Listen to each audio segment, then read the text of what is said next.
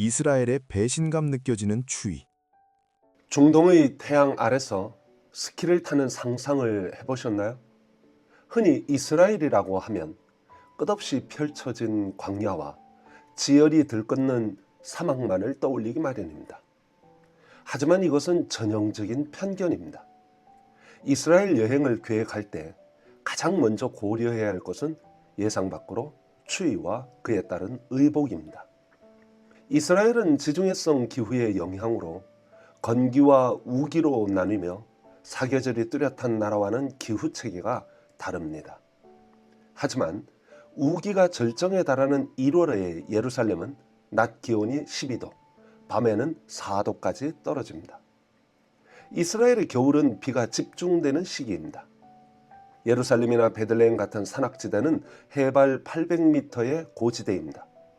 밤이 되면 기온은 급격히 곤두박질칩니다. 특히 이 지역의 집들은 주로 석회암으로 지어졌는데 난방시설이 충분하지 않아 현대에도 외국 여행자들이 돌집 내부의 냉기로 뼛속까지 파고드는 추위를 느끼곤 합니다. 성경 속에서도 겨울의 실체는 분명히 드러납니다. 예수님은 마지막 환란의 때가 겨울에 일어나지 않도록 기도하라고 말씀하셨습니다. 고대 도로는 포장되지 않았기 때문에 겨울에 우기에 비가 쏟아지면 진흙탕으로 변해 걷거나 수레가 이동하는 것이 불가능에 가까웠습니다. 시편 기자는 우박을 떡 부스러기 같이 뿌리시는 하나님을 찬양하며 누가 능히 그 추위를 감당하겠느냐고 반문합니다. 헐몬산은 눈을 이고 있는 산이라는 별명이 있을 정도로 겨울 내내 눈이 쌓여 있습니다. 해발 2814m에 달하는 헐몬산에 있는 스키장은 12월부터 4월까지 운영됩니다. 시편 기자가 노래한 헐몬의 이슬은 이 산에 눈이 녹아 흐르는 물과 풍성한 이슬은 갈릴리 호수와 요단강의 수원이 되고 이 땅을 적시는 생명수가 됨을 의미합니다.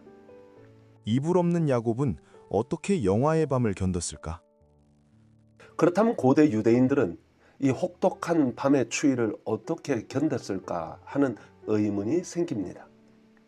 야곱은 외삼촌 라반의 집에서 양떼를 지키며 낮의 더위와 밤의 추위를 무릅썼다고 회고합니다. 그가 노숙하며 몸을 의탁했던 유일한 온기는 바로 한 벌 옷이었습니다. 우리가 흔히 성경에서 읽는 이불이라는 단어는 사실 우리가 사용하는 침구류가 아닙니다. 그것은 심나라 불리는 사각형의 겉옷입니다. 주로 양털이나 염소털, 때로는 낙타털로 만든 이 옷은 보온성이 뛰어나고 빗물이 잘 스며들지 않게 하는 방수 기능이 있었습니다. 이 겉옷은 낮에는 뜨거운 햇볕과 열기를 막아주고 밤에는 체온을 유지해주는 담요가 되었습니다. 또한 겉옷의 품이 넉넉하여 허리띠를 매면 그 공간에 곡식이나 물건, 심지어 어린 양을 넣어 운반하는 가방 역할도 했습니다. 다윗이 자른 것은 옷감이 아니라 사울의 자존심이었다. 유대인들은 민수기 15장과 신명기 22장에 근거하여 겉옷의 네 모서리에 찌찌트라는 술을 달았습니다. 이 술은 파란색 끈을 포함하며 이를 볼 때마다 하나님의 계명을 기억하고 준행하였습니다. 고대 근동에서 이 옷술은 단순한 장식이 아니라 그 사람의 신분과 권위를 상징하는 명함과 같았습니다. 다윗이 동굴에서 사울의 겉옷 자락을 잘랐을 때 마음이 찔렸던 이유는 단순히 옷감 손상에 대한 것이 아니었습니다. 고대 근동에서 왕의 옷자락을 자르는 행위는 상징적으로 그의 통치권과 권위를 훼손하거나 단절시키는 것을 의미합니다. 다윗은 여호와의 기름 부음 받은 자인 왕의 신성한 권위와 인격에 손을 댔다는 사실에 깊은 자책감을 가졌습니다. 12년 동안 혈루증을 앓던 여인이 예수님의 옷자락에 손을 댄 사건 역시 이러한 문화적 배경에서 깊은 의미를 가집니다. 여인이 만진 옷가는 헬라어로 크라스페돈이며 이는 히브리어의 찌찌트, 즉 옷술에 해당합니다. 고대 근동에서 권위자의 옷자락을 잡는 행위는 간절한 탄원이나 보호 요청을 의미합니다. 여인은 예수님을 단순한 치유자가 아니라 다윗의 자손, 즉 메시아적 권위를 가진 분으로 인식하고 그 권위에 자신의 생명을 의탁한 것입니다.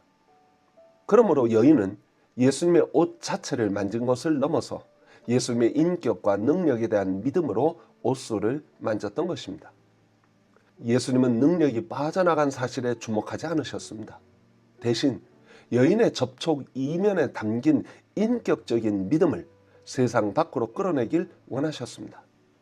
결론적으로 다윗의 행동은 권위에 대한 공격적 훼손이었기에 마음이 찔렸던 반면 여인의 행동은 거룩한 권위에 대한 절박한 의탁이었기에 구원과 평안을 얻을 수 있었습니다.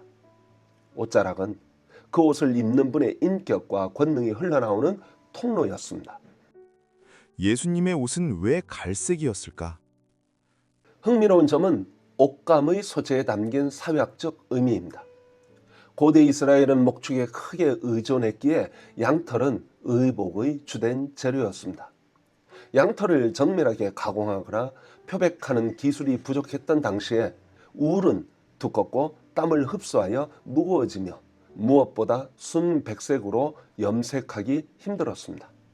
따라서 일반 서민들이 입는 겉옷은 세탁을 자주 하지 못해 색이 탁하고 치독한 냄새가 배어 있었습니다.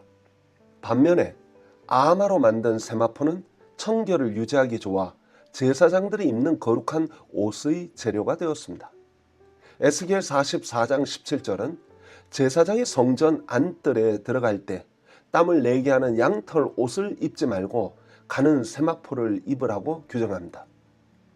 이러한 세마포 옷감에 염색하여 부자나 귀족들은 자색 옷을 입어서 자신의 권위와 부를 과시했습니다. 변화산에서 예수님의 옷이 빛과 같이 휘어졌다는 기록은 당시 의복 문화를 고려할 때 강력한 시각적 충격을 줍니다. 예수님은 갈릴리의 여느 남성들처럼 양털로 만든 냄새나는 겉옷을 입었을 것입니다. 예수님의 옷은 먼지와 땀으로 인해 탁한 갈색빛을 띠었을 것입니다. 마가복음은 예수님의 옷이 세상에서 빨래하는 자가 그렇게 희귀할 수 없을 만큼 휘어졌다고 하였습니다. 이는 인간의 기술로는 도달할 수 없는 천상의 순결함과 신성을 드러내는 색입니다. 세례 요한이 입은 낙타 털옷은 당시의 사회의 주류 가치에 대한 강력한 저항과 예언자적 정체성을 웅변합니다. 요한의 낙타 털옷은 가죽 옷 중에서도 가장 거칠고 투박한 옷입니다. 예수님은 요한에 대해 말씀하시면서 너희가 부드러운 옷을 입은 사람을 보려고 나갔더냐고 반문하십니다. 요한의 거친 털옷은 왕궁의 사치와 타협하지 않고 광야에서 회개와 심판을 외치는 그의 삶 자체가 안락함과는 거리가 먼 광야의 소리였음을 온 몸으로 증명한 것입니다. 결론적으로 성경 속 인물들의 옷은 단순한 가리개가 아니었습니다. 예수님의 빛나는 옷은 인간의 한계를 뛰어넘는 신성을, 부자의 세마포는 세상의 탐욕을, 요한의 털옷은 시대를 향한 거친 경고를 담고 있는 메시지였습니다. 전당 잡힌 옷을 해지기 전에 돌려줘야 했던 생명법. 성경의 율법이 가난한 자의 겉옷을 전당 잡더라도 해가 지기 전에는 반드시 돌려주라고 명령한 이유가 여기에 있습니다. 밤의 추위가 시작될 때 겉옷이 없는 가난한 자에게 그것은 곧 죽음을 의미했습니다. 하나님에게 겉옷은 경제적 가치를 지닌 담보물이 아니라 한 인간의 생명을 지키는 최후의 보루였습니다. 고대 유대인들은 그 투박한 겉옷 한 벌에 생존과 신앙과 권위를 모두 담아 평생을 보냈습니다. 그 한 벌이 이불이 되고 집이 되어 광야의 밤을 견디게 했습니다. 성경에서 누군가에게 겉옷을 덮어주는 행위는 단순한 보온을 넘어 보호와 신분 부여를 상징합니다. 에스겔 16장 8절에서 하나님은 버려진 피투성이 같은 이스라엘에게 내 옷으로 너를 덮어 벌거벗은 것을 가리우고 너로 내게 속하게 하였다는 말씀이 나옵니다. 룻이 보아스의 발치에 누워 당신의 옷자락으로 시녀를 덮으소서 한 것도 성적인 표현이 아니라 기업물을 자로서의 법적 보호와 책임을 요구한 것입니다. 우리 영혼의 추위는 고립에서 옵니다. 하나님께서 당신의 옷자락으로 우리를 덮어주실 때 비로소 우리는 영적인 한기에서 벗어나 안전함을 누릴 수 있습니다. 사도 바울은 누구든지 그리스도와 합하기 위하여 세례를 받은 자는 그리스도로 옷 입었느니라 한 것도 같은 맥락입니다. 그리스도인은 과거의 죄와 수치를 가리고 그리스도의 성품과 인격이라는 새로운 정체성을 덧입는 것입니다. 요한계시록에서 예수님은 라오디게아 교회를 향해 흰 옷을 사서 입어 벌거벗은 수치를 보이지 않게 하라고 하였습니다. 초대교회는 이 옷의 의미를 알아서 이웃들의 가난하고 헐벗은 상태를 헤아려 그들에게 옷을 덮어주는 행위를 하였습니다. 타인의 추위를 덮어주기 위해 나의 여분을 내어놓을 때 그 긍휼의 행위가 역으로 내 영혼의 삭막함을 덮어주는 가장 따뜻한 외투가 됩니다. 결국 한 벌 옷의 무게를 잃어버린 시대에 우리가 입어야 할 옷은 하나님의 은혜라는 속옷 위에 그리스도의 성품이라는 겉옷을 걸치고 이웃을 향한 긍휼의 띠를 띠는 것입니다.